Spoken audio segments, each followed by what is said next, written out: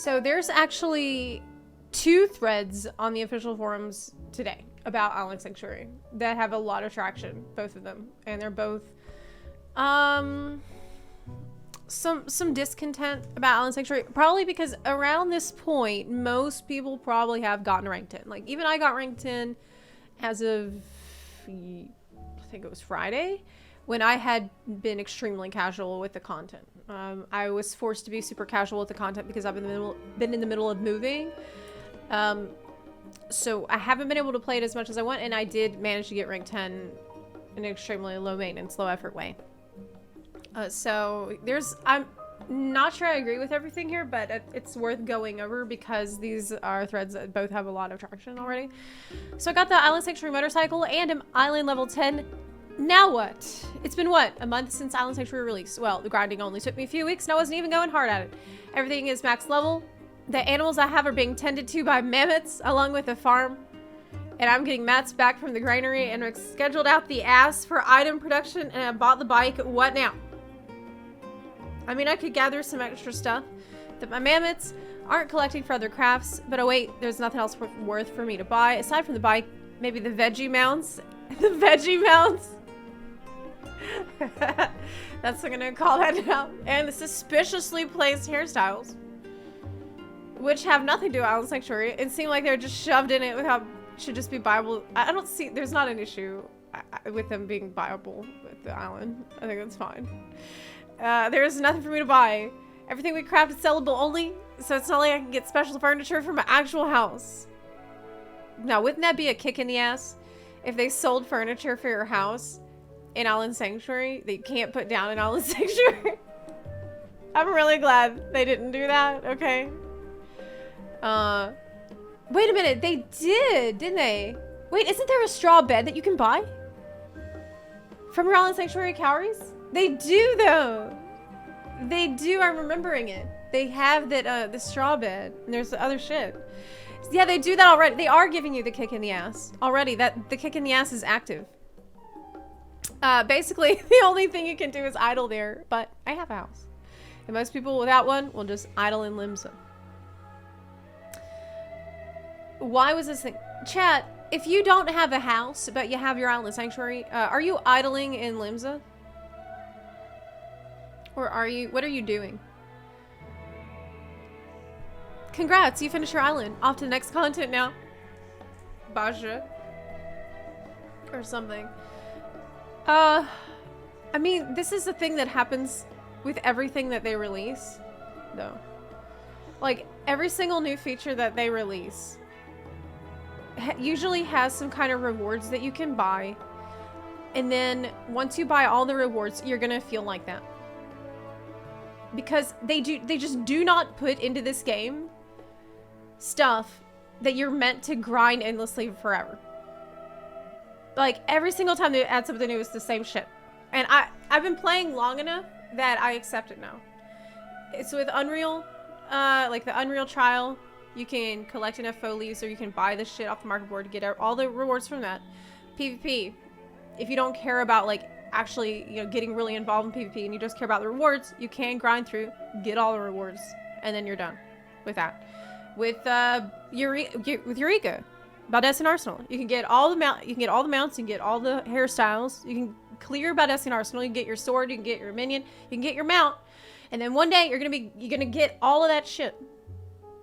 And then you won't have a reason to go back besides just hanging out in there, which, by the way, I do actually like to do. I'd love to go back to Baldessian Arsenal just because it's fun. But there's something that happens with most things. It's better to just move on to the next thing and then wait for them to update that thing. Like, I think it's fair, though. I mean, I think it's valid for people that criticize that. I mean, I think I've done some criticism of it in the past. This is the situation that they do again and again, where you love the new piece of content and you want to keep grinding stuff for it, but eventually you just run out of shit to buy because you bought everything. Like with PvP, you can buy all the PvP rewards, and a lot of people will want to continue doing PvP beyond that. after getting all the rewards and after getting the rank that they want, and good for them because they find it fun. They're doing it just for the fun after that. Same way that I like to go back to Baldessian Arsenal, even though I have all of the shit from Eureka. All of it that I could possibly want. I still like to go back to BA because it's fun. But there's not like a huge motivating factor for that. And so in some ways, maybe I kind of understand why some people get frustrated with like... Sometimes people get addicted to the gameplay loop of collecting currency, turning it in, get something that feels good. Collecting currency, turning it in, and then getting something back that feels good. If they want to like they get in the groove of that and in the rhythm of that, and there's some people that would like to just continue that same gameplay loop forever. But one day they do the same thing and there's no longer anything else for them to buy with that currency that they feel good about buying. And so in some ways I do understand why some people get frustrated with that. There's never one solution because you can't make everyone happy at once. I love how they said they'll add more to the island over the course of the next few months. Yeah, exactly. That's the one thing that I am looking forward to. I'm seeing this as a pretty basic, bare bones version, foundational version of a feature that I hope that they're going to be adding more and more and more to over time. But it's unlike really anything else that we've seen in the game so far. So because of that, I'm not that surprised that it didn't have a lot of depth to it originally. I think, what was I going to say? I'm gonna scoot.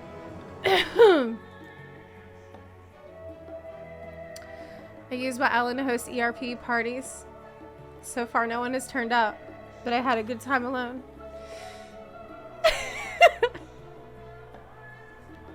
Okay.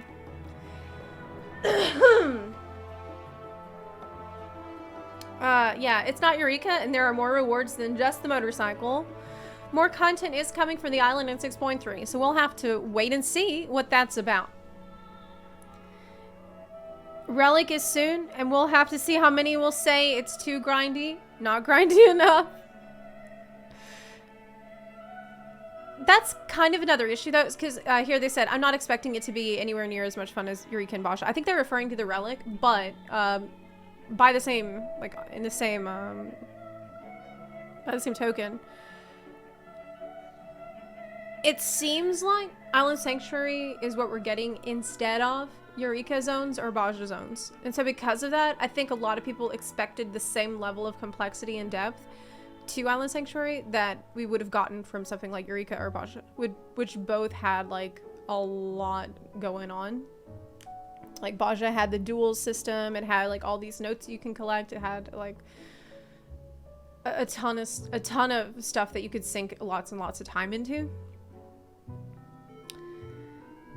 And Eureka, I think even more so, with like its elemental system and then all the logos that you collect and like all the little fragments that you need. But they wanted the system to be pretty self-contained too. So I think that probably limited things a bit. I haven't got the mount yet though. I'm pretty close. It wasn't much of a grind. I went at it pretty casually and I was level 10 in 2 weeks. Yeah, like I'm already level 10 and I feel like I could not have done it more casually than I did. People adding expectations on the thing with no reason to think it from what the dev has said about the content. That's been the story of Island Sanctuary though. That is what it has been. Still, in the midst of all that, sometimes people have good feedback.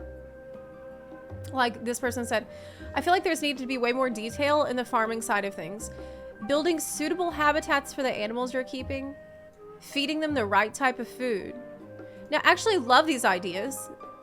These are great ideas. I would love that. Like, imagine you have to build a certain kind of habitat depending on what kind of animal you have captured. That would be really neat. But right now, they have to stand out there in the rain. Like, even if it starts raining, feeding them the right type of food seems like that's been a little bit of a gripe that I've had. That would be fun. That would add a little bit more depth to it. Giving us XP for feeding them the right food so it doesn't feel like effort for no benefit while leveling. I would love that. I think it would make every animal feel a little bit more unique. Instead of feeding crocodile salad.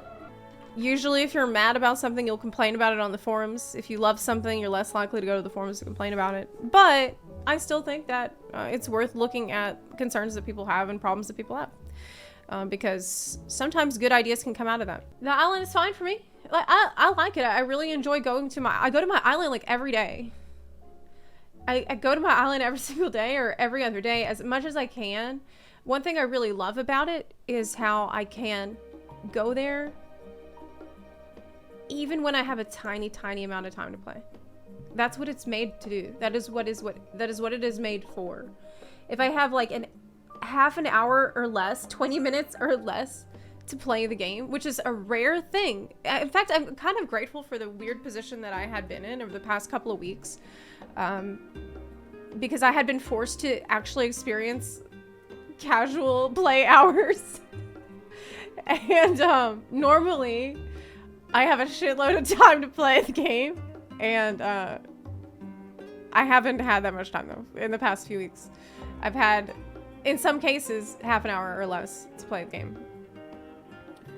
And it's been really awesome to have the island to go to for the little tiny sliver of time that I had. I feel like I played a little Final Fantasy. Like I did a little bit of something. I felt like I accomplished something small, and then I can log out, right? Obviously, that's great for a super casual person, which is who I think the content is aimed at. But people that want to sink a lot more time into it and have a lot more depth to it, I'm not surprised that some of those people are more frustrated. So here's the other thread on the forums about it. Unpopular opinion on Island Sanctuaries. It's dead-end content with no real meaning or progression or lasting impacts on the game. You go around clicking one node at a time for hours on end. Even upgrading your tools to a higher tier doesn't help gathering. You don't get more, but you can gather new stuff, right? You fill out your supply sheet for 2 weeks and then visit it once per day to harvest crops, tend to animals, send followers out on missions. What I like to do is my workshop every day. Like, I do not set out the workshop for 2 weeks. I try to set it up every day so that I can stay up to date with the supply and demand. Maybe I do it that way because it makes me feel like I have more reasons to go back there, though. You probably could set it up for 2 weeks and forget about it, but gameplay wise, some people will enjoy this. I won't deny that. Personally, I find this incredibly boring when there is already a better gathering crafting system in the game tied to actual progression. Oh my god. I read this and I'm thinking, it's almost like they created the island to be a much more casual version of the more advanced gathering crafting system that's already in the game. So if you do Island and you wish that it was had way more complexity and depth, then maybe you should try actual crafting and gathering in the game. Like, not to be facetious or anything, but will I continue to do Island Sanctuary? Yes, but only checking it once per day until I get bored of doing even that. Daily chores are something I try to escape from MMOs. The only good thing is I can drop it at any point and not have it affect my character's progression. Yeah, but that's why it's not a chore. Like, if you can drop it at any point and it doesn't affect your progression, then it's not a MMO daily chore that you have to do. Like, because you can do it anytime and it doesn't matter. So it's just up to you whenever you want to do it. But that's the problem, right? So it doesn't have meaning or progression or lasting impacts of the game. But if it did, and you had to do it every day, then wouldn't that make it a daily chore? Think of all the time and resources that went into making this instead of instance housing. Maybe that's the thing that people are really upset about. A lot of people got into their head that it would be instance housing. And it's definitely not. There is a bench. Okay. So, there is that. And there's an orchestrion.